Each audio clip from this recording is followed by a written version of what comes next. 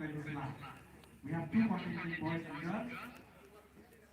We have Irfan Secondary School. This school is established in the year 2010. The motto of the school is education for empowerment. Then we have the Raishapong border area. It is the upgradation of the Raishapong border area UP Common UP school. It is being upgraded in the year 2013 to the Raishapong border area RMSA Secondary School.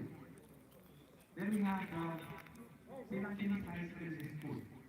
So there are five schools taking part in this parade, and altogether we have 8 contingents.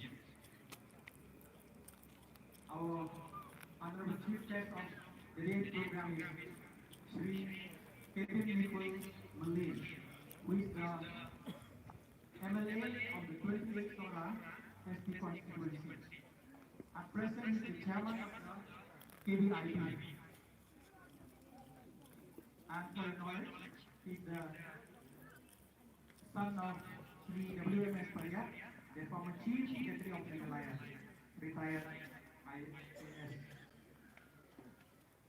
So I welcome each and every one of you